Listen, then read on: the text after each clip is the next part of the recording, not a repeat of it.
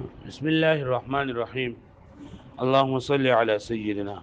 ومولانا محمد وعلى آل سيدنا ومولانا محمد وبارك وسلم وصل عليه.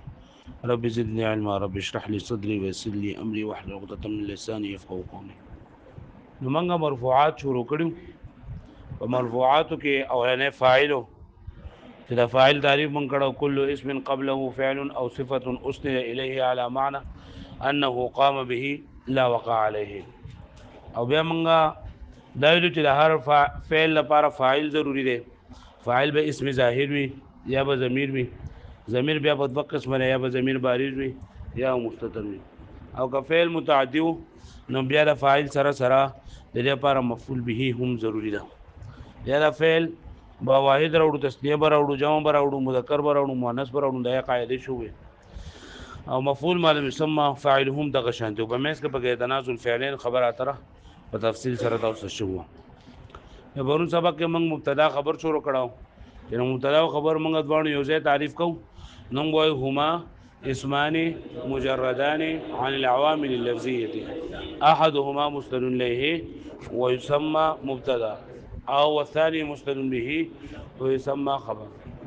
او چې دا تعریف کې نو وای د مبتدا تعریف و اسم مجرد عن العوامل اللفظيه المسند الیه. او چې خبر تعریف کوم نو هو اسم مجرد عن العوامل اللفظيه مسند به. چې دا اسم دی چې د عوامل لفظیه نه خالی وي، د عوامل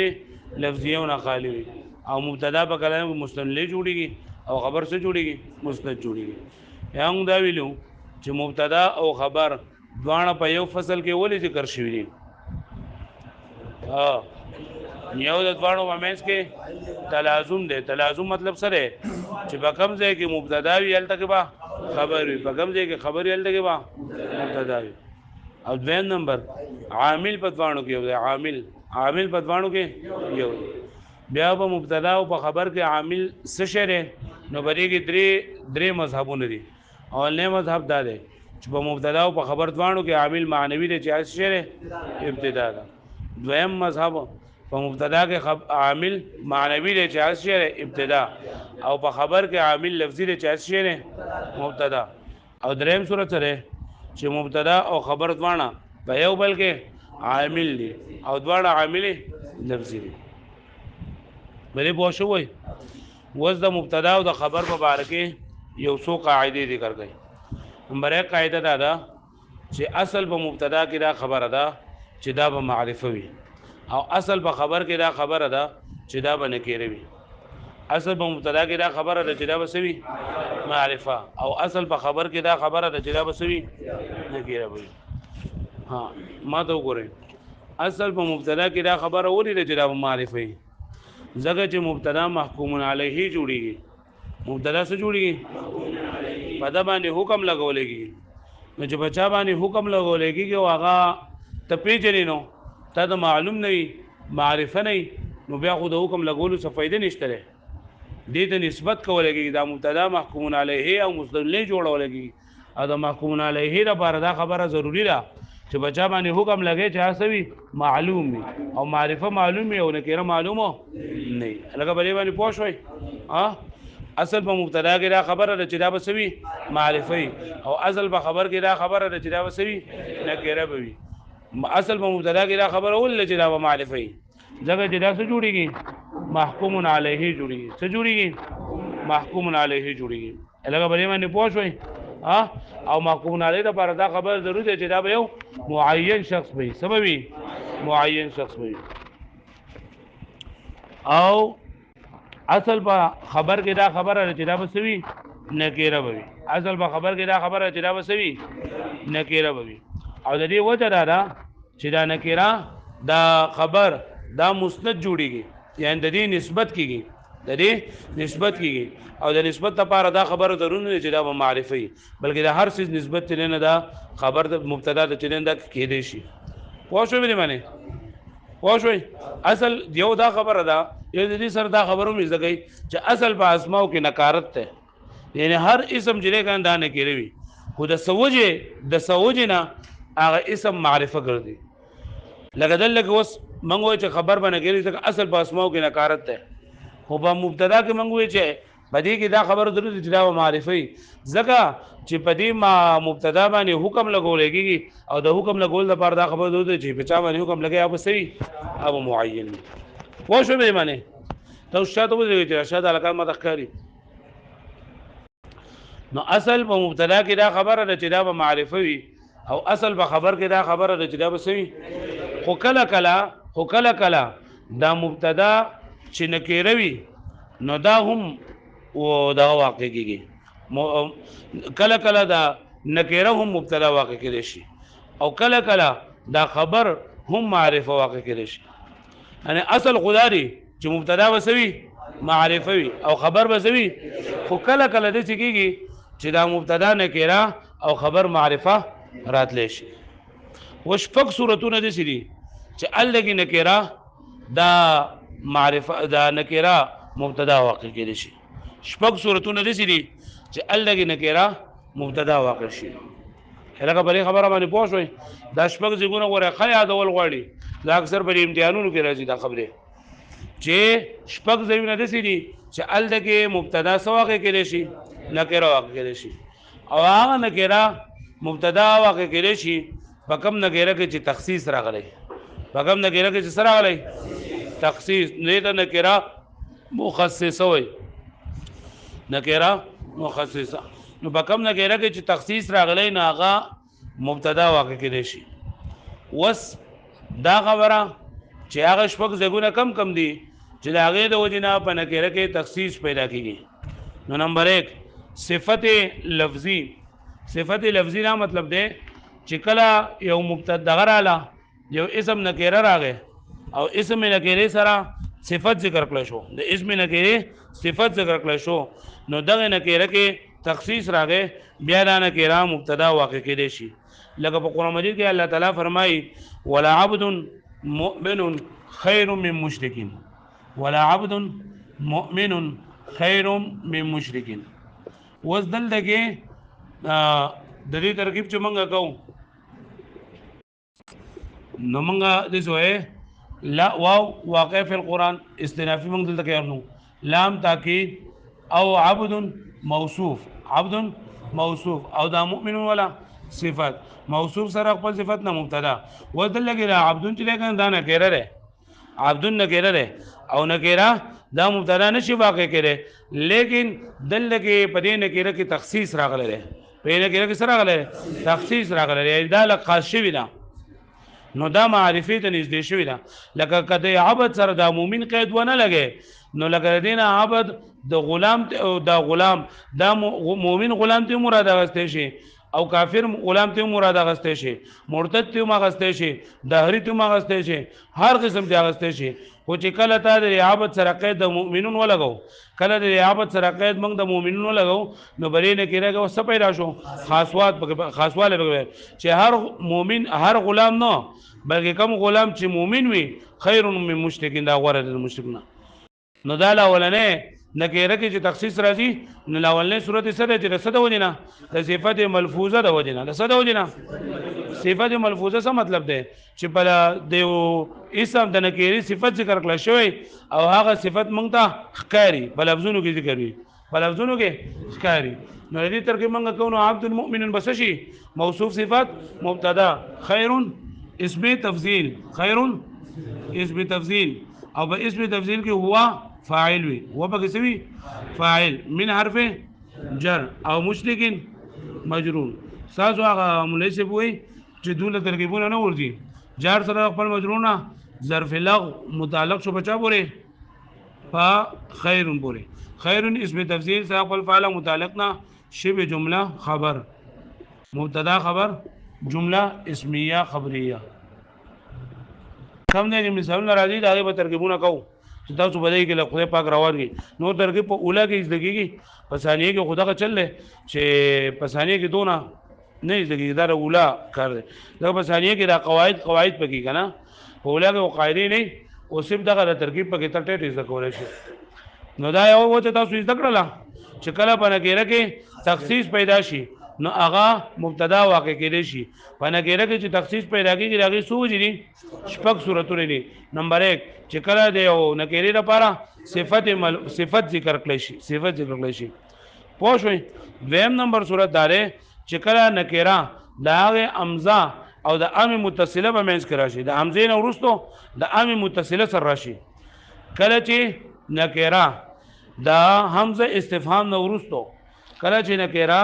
د حمزه استفهام نه ورستو د ام متصله سره راشي کله چې د حمزه نه یو نکره د حمزه استفهامیه نه ورستو دا او د دې سره راشي ام متصله راشي نو پدې کې هم خاص والا پیدا کیږي لګیت ارجل فی الدار ام امراه ارجل فی الدار ام امراه پدې کې ګوره منګوي هر هغه نکره چې د حمزه نه ورستو حمزه استفهام نه ورستو او د ام متصله سره راشي نابهم مبتدا واقع کیږي سبا کیږي مبتدا واقع کیږي او پدې کې دا تخصیص د متکلم د علم د وجه نه راغلی دی چې متکلم د علم دی چې په دې کور کې په خزا او په سړی کې یو دی ګوره لکه یو خود سړی کنه چې هغه وای من فی الدار په دې کور کې څوک دی نو هغه ته لکه پته نشته چې څوک دی خود لګي دې سړی ته پته ده چې په دې کور کې خو یو سړی یا یو خزه چې شته پکې نو دته هغه خبره سره سوازی اله چې لکه ټول خلکو لري د ځای ناړولې یو سړی دا یو خزه دین خلوله اوس په دې سړی او په خزه کې د تعین کوي چې سړی لکه خزه نه نو دلته قرینه او دلته هغه تخصیص پرې کې د متکلم د علم د وجه نه راغله نو دا هم مبتدا واقع کېږي چې څنګه چې پرې کې تخصیص لګي د متکلم د علم د وجه نه راغله متکلم ته دا پته ده چې یو شی خوشته خو هغه تعین صرف کوي او د تعین لپاره حمزه متصله حمزه استفهامیه او ام متصله راځي اگر رجل فی الدار ام امراه اي سړی په کور کې موجود ده که خزه نو وس دل لګي دا رجل ام امراه دا نکره دي رجل او امراه دا سری نکره دي او نکره دا مبتدا نشي واقع کړي خو چون کې دل لګي تخصیص راغلی د متکلم د علم د وجنه نو دا به منګه مبتدا واقع کوو سبق نو ترکیب څنګه کوو حمزه سره استفهامیه رجل معطوف علیه رجل ام حرف عطف تاسو ویلي کنه واو بلا واو لا بل ثم فا او حتى او ام اما دا حروف عطف کیلو کنه لس حروف عطف ټول اخرنی سبق کې او امراه دا سره معطوف ته معطوف علیه سره خپل معطوف نه مبتدا سشوا فی حرف جر الدار مجرور جار سره خپل مجرور نه ظرف مستقر ظرف لغو ظرف مستقر پیژنئ ان شاء الله سبق کې به دې باندې تاسو ته پوره خبر وکم جار سره خپل مجرور ظرف مستقر متعلق شو په کائنان ویا ثابتاره پورې ثابتون فعل سره خپل فعل متعلق نه خبر مبتدا خبر جمله اسمیه خبریه نو دلته کې دویم نمبر تاسو پیژندو چې کله نکره د حمزه استفهام نه ورستو او د ام متصله سره راشي نه هغه نکره و بیا هم سواق کېږي شي مبتدا او بری کې تخصیص د څه د وجه راغلی دی د متکلم د علم د وجه راغلی د متکلم د علم د وجه پوه شو مې معنی دریم نمبر صورت کله چې نکره تحت النفي واقع شي نکره د حرف نفي نه ورستو راشي تحت النفي معنی د حرف نفي نه ورستو راشي کله چې نکره د حرف نفي نه ورستو راشي نو دغه مبتدا دغه صفت با دغه نکره به هم مبتدا واقع کېږي شي لکه دا ما احد خير منك ما احد خير منك دلته دا احد نکره ده کنه احد سره نکره ده او دا ما نفی ده دلته نکره تحت النفي راغله نکره تحت النفي راغله او نکره تحت النفي راتل دا هم څه پیدا کوي خصوص پیدا کوي څنګه خصوص پیدا کوي لکه ته ما احد خير منك د دې معنی سره چې هیڅ یو کس غوړه نشته ده ستانه مطلب دا چې تر ټولو نسي غوړه ما احد نشته ده هیڅ یو کس خير منك ستانه علاوه یعنی ستانه بل خيستا ستانه بل غوړه جنین تاسو کو نشته ده یو دا نکری اطلاق ته کنه دا افراد غیر معینه باندې کیږي نکره اطلاق په سمانی کیږي افراد غیر معینه لکه زما کتابونه نو کتابونه کم کتابونه دي سو کتابونه دي لستم کتابونه وای شلو دم کتابونه وای ډیر شو دم کتابونه وای دا په غیر معین باندې دلالت نو بدی کې عمومي سبقي عمومي چې کله نکره تحت النفي راغله نو وز درینا یو فرد غیر معین مراد شو یو فرد څه مراد شو غیر معین دلته کې د مخاطب نه علاوه د ټولو افراد او مجموعات مراد ده د ټولو افراد او مجموعه چې ما احد خیر منک هیڅ یو کس ته علاوه بهتر نشته هیڅ یو کس ته علاوه بهتر نشته نو مراد دلته د متکلم د مخاطب نه علاوه د ټولو افراد او مجموعه ده چې دا ټوله مجموعه ستانه بهتره نه ده او مجموعه دا په دغه کې په مثال د یو فرد باندې وي مجموعه په مثال دا یو فرد باندې وي نو لہذا لبلیږي دا تخصیص پیدا شو نو ما احد خیر منک نکره چې کله تحت النفي واقع شي نو دا هم خصوص پیدا کوي څه پیدا کوي خصوص پیدا کوي ځکه چې لاول کړه نکره که تحت النفي نه راغله نو په دې نه ټول افراد چې دا مرادو ودلږي د دې متکلم نه علاوه ټول افراد من حيث المجموعه مراد شو او من حيث المجموعه دا یو فرد وي سوي یو فرد وي پوه دا به منزله فرد مفرد معین وي نه ترکیب څنګه کومه ما احد خیر منک ما نافیه احد اسم تفضیل له احد مبتدا ده احد مبتدا او خیر اسم تفضیل او هو بغه فاعل او من حرف جر او کا مجرور جار سره خپل مجرورونه ظرف لغو متعلق شو په تفضیل پورې اسم تفضیل د خپل فاعل متعلق خبر مبتدا خبر جمله اسمیه خبریه پوه شئ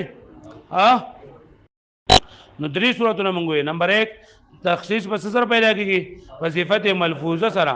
دویم د متکلم د علم د وجنه او دریم د نکره تحت النفي واقع کېدو د وجنه سلورم نمبر چې صفت دغوی صفت مقدره د وجنه د صفت مقدره د وجنه هم تخصیص پیدا کیږي د صفت مقدره د وجنه لګوي شر احر زانابین شر احر زانابین شر خو جو شرط وي او احر معنا غپل غپوه زانابین دا ناب دی وختو دغه غاخنده دا نه دا انیاب ناب مفرد او انیاب سره جمع ده نو سپیډ چې دا زاناب وي سپیډ څه وي زاناب ځکه چې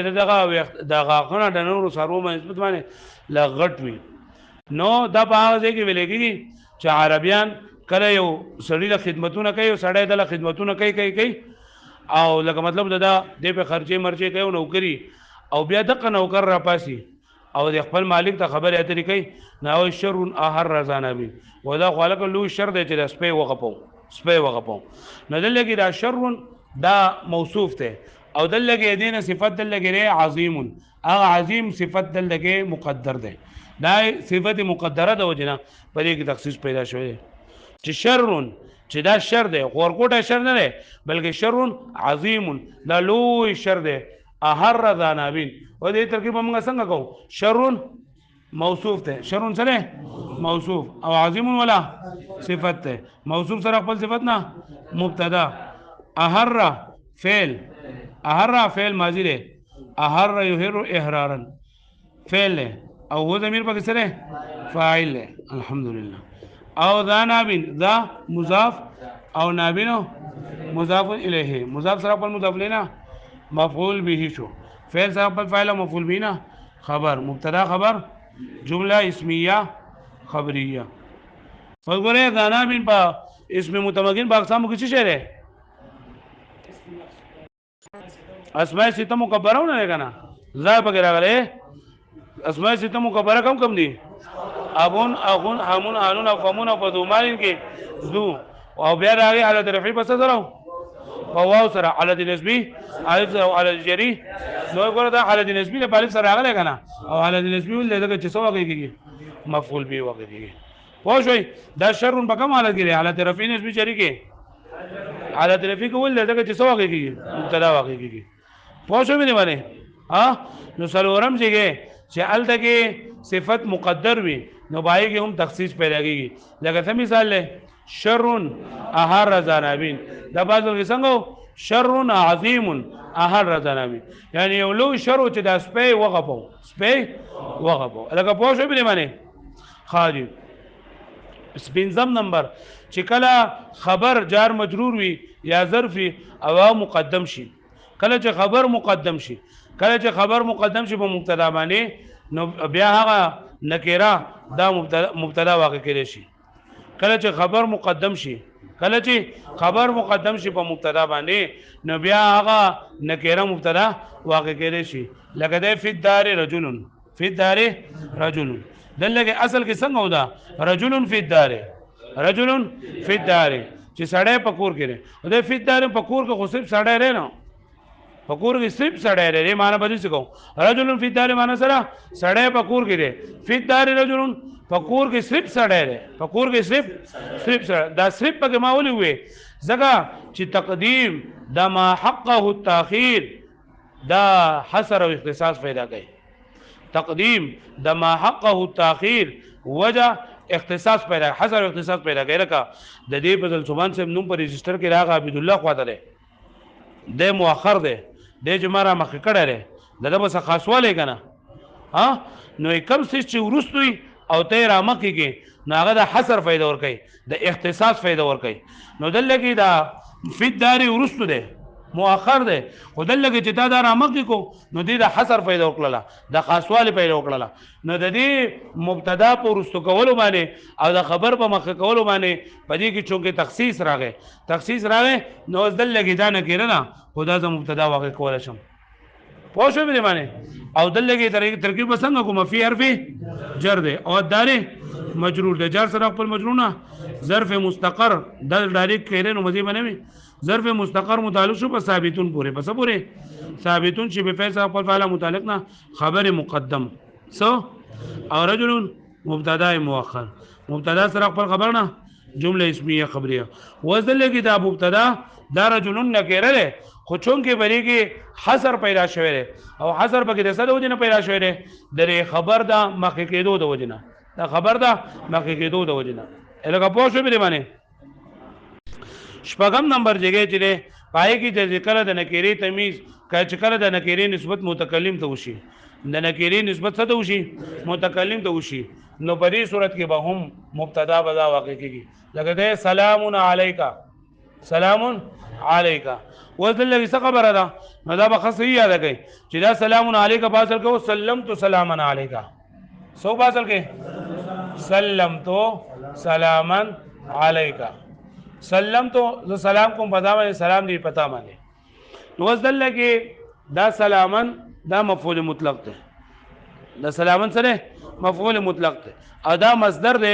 نو مصدر د لپاره موږ دا ټول فعل فاعل ته دا حذف کو موږ سلام علیکا سوي سلام علیکا وذل ده کې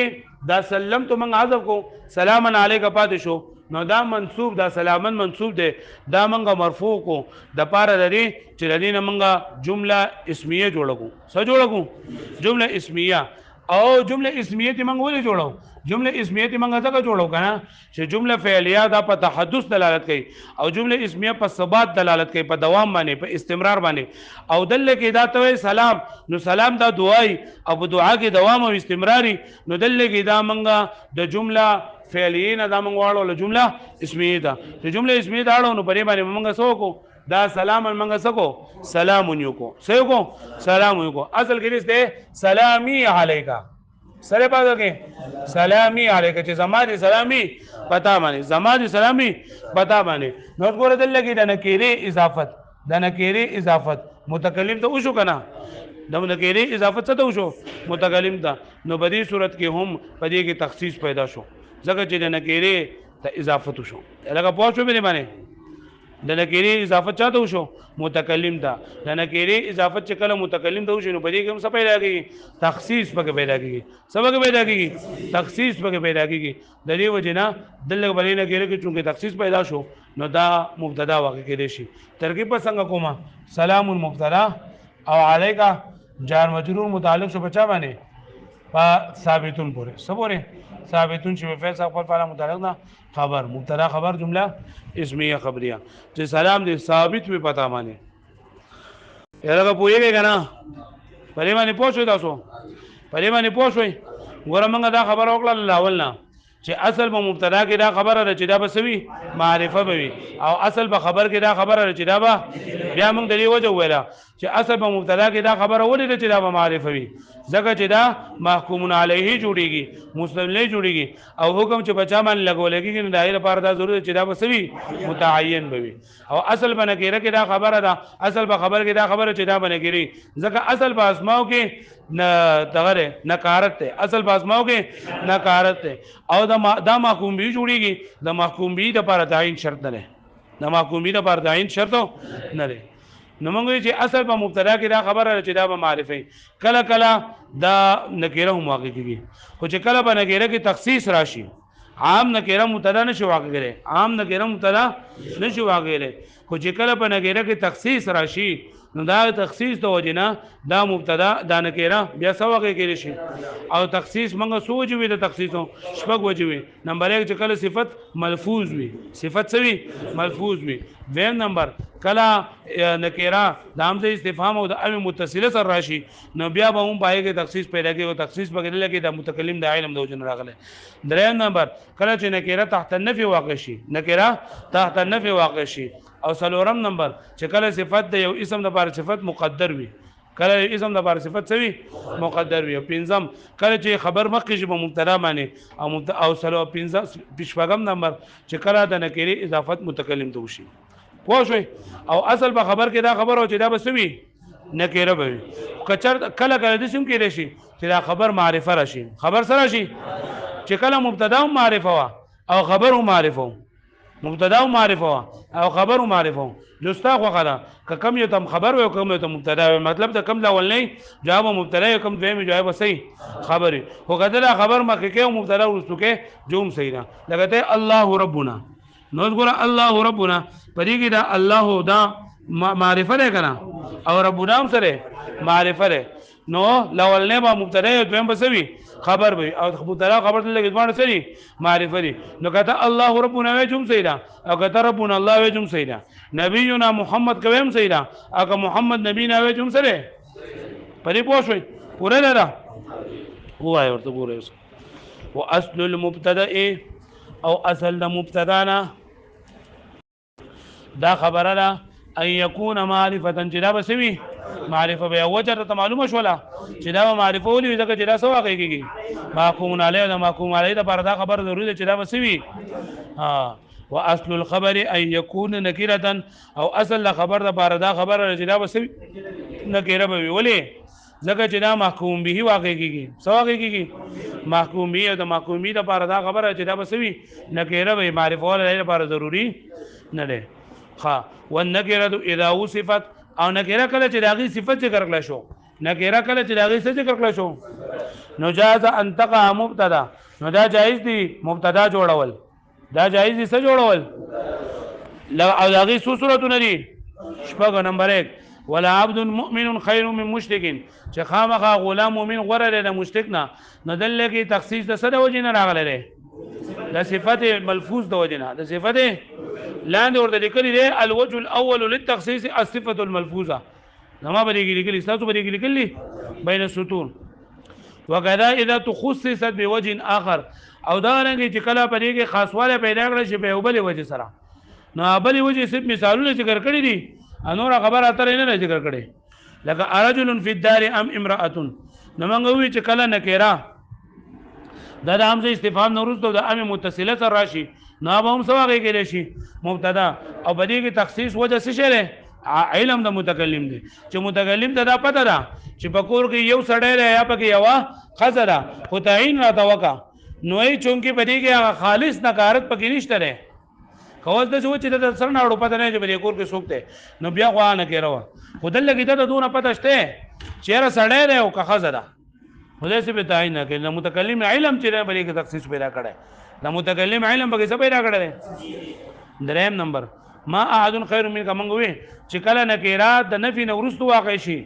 کله نکرات د نفي نه ورستو واقع شي نو الته کې وهم دا اسم بان اسم نکره به مبتدا واقع کړي شي لکه ما احد خیر منک سمانه ده نشته هیڅ یو کس ورستانه احد نکره د اطلاق په افراد غیر معین باندې احد نکره وا چې کله سره ما نه یو ځای شوی نو افراد په غیر معین باندې ان کله چې دی په شروع کې ما راغله لکه نو اوس بری کې عموم پیدا شو سبق پیدا شو عموم ځکه نکره تحت النفي عموم پیدا کوي نکره تحت النفي څه پیدا کوي عموم فائدہ ورکړي دا عموم وز د دینه یو فرد غیر معین مراد نه بلکې د مخاطب نه علاوه دا مجموعات مراد ده او مجموعه من حيث المجموعه دا په منزله د یو فرد معین دی په منزله د مفرد معین دی دا پوه شوي په دې خبره باندې انسان خبو کوي چې زما نکره په نکره کې عمومي پکې لکه مطلب د دې افراد غیر معین مراد دي زما لکه زما خواله سړی راغلیو نو 15 سړو ته هم سړی وای شلو ته هم وای 150 ته هم وای دې ته هم وای دې ته هم وای بهر چې کوم ولر لاغو ته هم وای نو بدی کې په نکره کې عام طور باندې سوي افراد غیر معین مراد وي خو چې کله نکره تحت النفي راغله نو بدی کې عموم پیدا شو سبق پیدا شو عموم به پیدا شو لکه دی ما احد خیر منک نشته هیڅ یو کس غوره ستانه مطلب دا تر ټول نه غوره نو د متکلم نه علاوه د نور خلقو د مجموعه تی مراد واغستا دا ټول مجموعه نه غوره بلکې ته صحیح غوره او مجموعه دا مفرد دا په منزله د مفرد معین وي مجموعه په منزله د مفرد نو دی ونه بری کې تخصیص راغی وشر احر زانابین سلورم صورت چې ال دغه نکره مبتدا واقع کړي شي او دلته دغه سره تخصیص وجه سره صفت مقدره سره چې دلته په اصل کې دا څنګه شرون عظیم احر زانابین یو لوی شر جنن دا سپیلرا غپولل وفي الدار رجل پنځم دیګه چې ال دغه مبتدا دا نکره واقع کړي شي چې کله خبر مقشه مبتدا رسو شوی خبر مقشه مبتدا اصل مبتدا مخکی او خبر سوی کله یو څه مخکی یا منګه رسو ذکر کو رسو منګه مخکی ذکر کو نو به سره مقدم او مؤخر به وای لکه کته سوچ کړه نو منګه لکه فی دار رجلون ترکیب چې منګه وو نو منګه فی دار جار مجرور متعلق شو دا په اخره کې خبر مقدم جوړ شو او دا رجلون ولا مبتدا مؤخر جوړ شو نو مؤخر ورته ځکه چې مبتدا الاول مخکی پکاروي او ما ورستو کړل نو مؤخر شو او خبر رستو پکاري ما مخکې کو مقدم شو او قاعده لګي څنګه د تقدیم د ما حقه التاخير التقديم ما حقه التاخير يفيد الحصر والاختصاص دا قاعده بیانای دا قاعده بیانای چې تقدیم د ما حقه التاخير دا اختصاص او حصر پیدا کوي حصر او څه پیدا کوي اختصاص پیدا کوي وسلام علیک چې نسبت د نکری شوی متکلم ته لکه سلام علیک بعضل څنګه سلمت سلاما علیک د مصدر د پاره فعل او فاعل باندې حذف شو سلمت حذف شو سلاما علیک پاتې شو نو وس دلګه منګه د سلامن منګه د سلامن چې کنه سلاما علیک نو دا جمله فعلیه صحیح جمله فعلیه لکه موږ سلمت فعل فاعل او سلام د لپاره مفعول مطلق ته او علیک جار مجرور متعلق په علیک پوره دا سلمت پوره نو دا جمله فعلیه خبریه شولا خو چې کله دا سلامن ما سلامون کو نو دا جمله فعلیه ما واړه ولا جمله اسمیه تا جمله فعلیه ما واړه ولا صدا او جمله فعلیه چې کله واړه ولا شي جمله اسمیه تا نو دا د دوام او د استمرار پیدا ورګي د څه پیدا ورګي دوام او استمرار دوام او استمرار معنی چې همیشه همیشه لپاره دا مقام د دعا دی نو بری کې دوام او استمرار ضروري دی سلام علیک په اصل کې څنګه دی سلامی علیک سلامی علیک چې زما سلام دی پتا معنی نو دلته کې دی سلام نکری اضافت شوی دی یا د متکلم ته نو بری کې څه پیدا شوی دی تخصیص پیدا شوی دی بیا وایي کان احد الاسمین معرفه والاخر نکره کله دوی اسمونه راشي ایو په معرفه او بل نکره وي نو فجعل المعرفه مبتدا نو معرفه بس کر دے والنکره خبر نو نکره بس کر دے خبر البته خامخه البته معنی سره خامخه کما مره لکه څنګه چې دا تیر شول لکه بلې باندې پوه شوي تاسو خاجي او بیا و ان کان معرفتین او کدا مبتدا او خبر ځوانه سمو معرفه نو فجعل ايهما شئت مبتدا کم یو چې خوګه یا مبتدا وګرځوا والاخر خبر او کم یو چې خوګه یا سو وګرځوا خبر وګرځوا لکه الله الهنا نو دلته مبتدا خبر څه شری الله مبتدا له الهنا سره نو کدا د سوی الله الهنا هم سره او کدا سوی الهنا الله دوم سره محمد نبینا هم سره او نبینا محمد هم سره آدم او ابونا هم سره او ابونا آدم هم سره خو چې کم مخکې هغه معرفه او کم رستو یا بسوي الهغه پوه شوې به دی باندې پوه شوئ پوره نه ده ابل کتاب راوړل